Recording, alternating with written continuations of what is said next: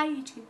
So I'm gonna do a video response to Magical Charlotte, and I'm gonna do a video response to, I'm very repetitive today, to her YouTube survey 2012. So here is the video to which I am responding. That's Magical Charlotte right there. Yep. She's lovely.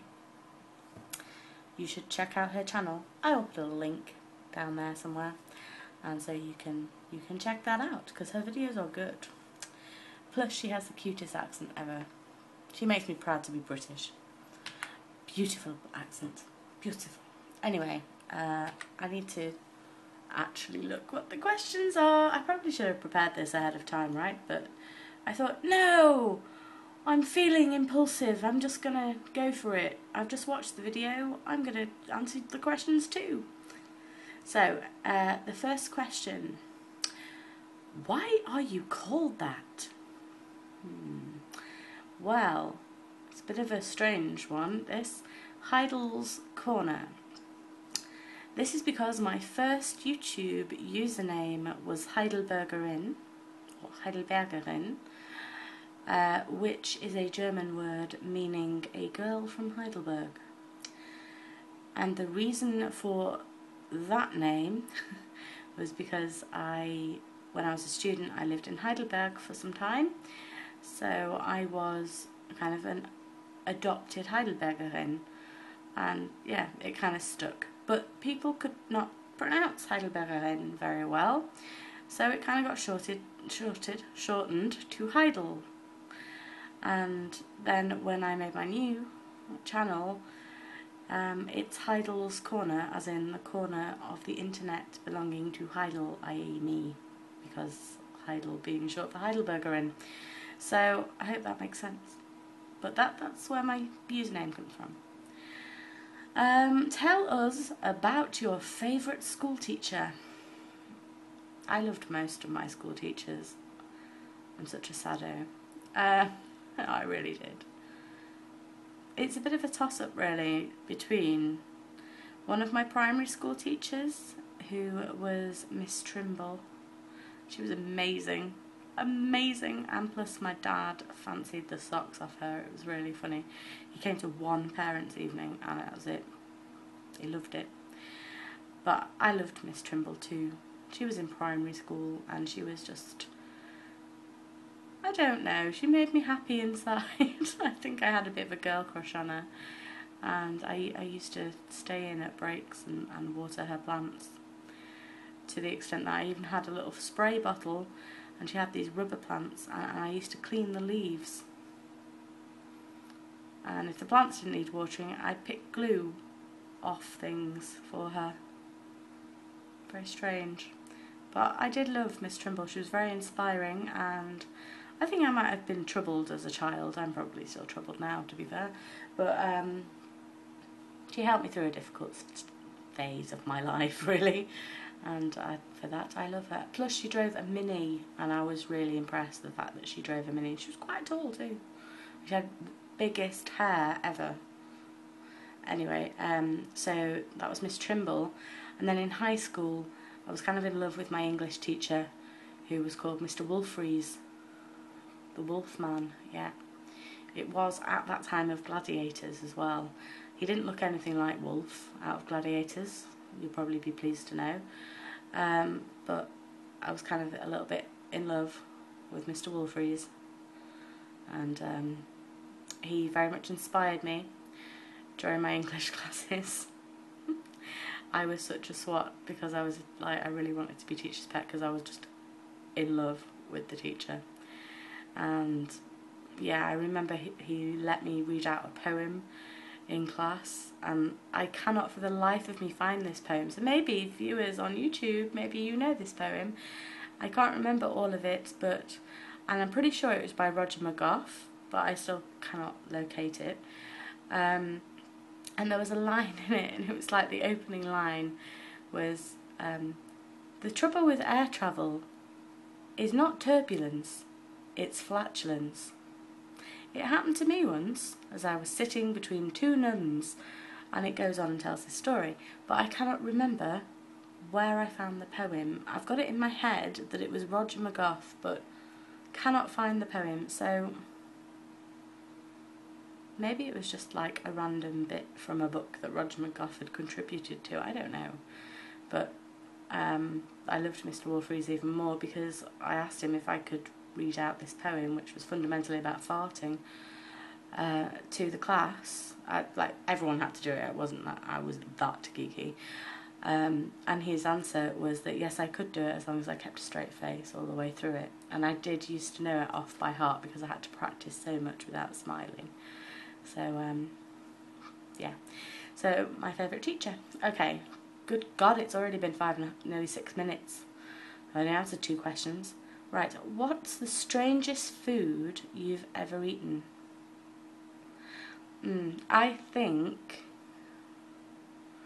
suppose it isn't actually that weird when you think about it, but it was definitely weird to eat.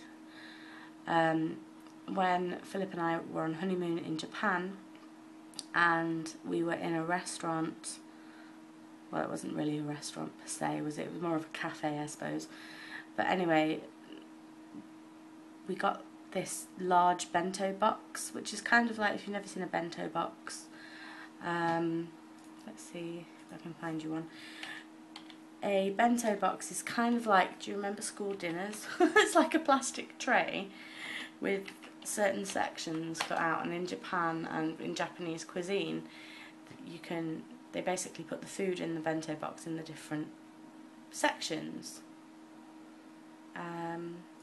Here you go. Let's see if I can find you a photo of a bento box.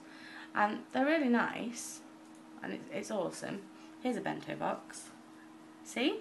So you have the different sections. So you have like your miso soup, and then your soy, and then sushi, and like salad, and just the other components of your meal. And so we'd kind of eaten all of this meal, say, and then there was this box on the side. And we lifted it up, and it looked like blancmange, so we were kind of like, oh, this is dessert, cool. So we left it till last.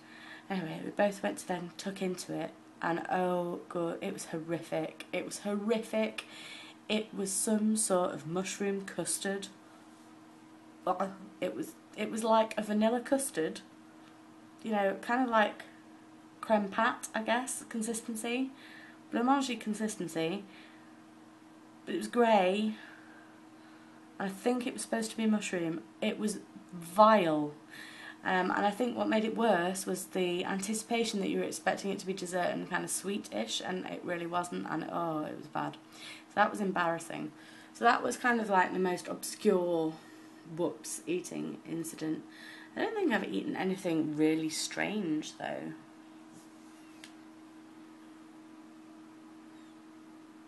No, nothing is springing to mind for, like, that would be probably the strangest experience.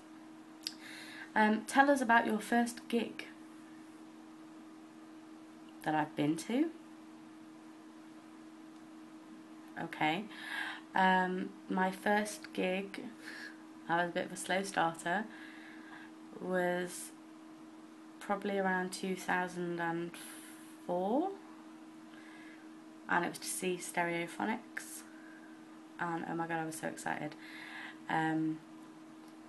Actually, I can't remember what came first. It was either Stereophonics or Status Quo. Big fan of both, really.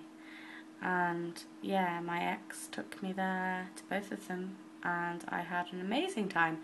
The Status Quo concert was brilliant because we were just like, oh my god, we're totally going to be the youngest people here. And then there was like a little kid who was about 4 who'd come with his mum. so that was good, but no, I rocked out. It was such a brilliant atmosphere. And then the Stereophonics concert, I cried most of the way through because I'm really emotionally tight. I find music very an emotional experience, and I tend to associate music with different times of my life. And stereophonics I associated with someone who I was very close friends with some years ago, and that friendship sort of dissolved, as friendships sometimes do. But I was kind of heartbroken about the dissolution of this friendship, and for some reason I associated it was kind of like this person introduced me to stereophonics, and you know, that was the sort of thing that we used to do together, was listen to stereophonics. So going to the gig was kind of a bit of an emotional roller coaster, because I was really excited to be there and I was really enjoying the music, but then I was also had this emotional attachment to the fact of, you know, friendships gone sour type of thing, and I was a bit sad. But yeah, and then Status Quo, it was just, we were like jumping up and down and dancing in the rows, and it was awesome. Definitely go and see Status Quo. Definitely do it if you get a chance. Number 5, what is your favourite place in the world? My favourite place in the world. That's a difficult question, isn't it, really? I've been to quite a few places in the world. I would say that my bed is generally, on the whole, my favourite place in the world, but my actual favourite destination so far, a toss up between Rarotonga in the Cook Islands, absolutely amazing, or Vancouver, also amazing, and maybe I can go and visit Vicky. Need to go back and visit Vicky. In fact, is she even still in Vancouver? I think she's moved. Anyway, I need to go to Vancouver, is the point of the story.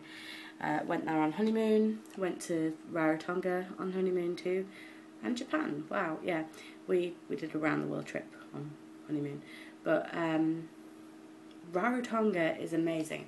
It's like one of the main Cook Islands, and we went to this resort where we stayed in these cabins, and we had our own like pool, and it was just amazing. Like, there was a pool in our front yard. Like, they had a fence around, so it was really private, and then it was just, it was brilliant. It was like a beach bungalow, I guess. And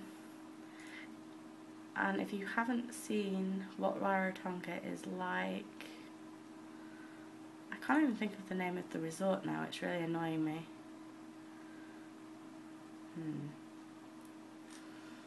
Anyway, let me show you a picture though of something kind of similar. Not really. We didn't get married over there. We got married over here, and then we decided to go on a round the world trip.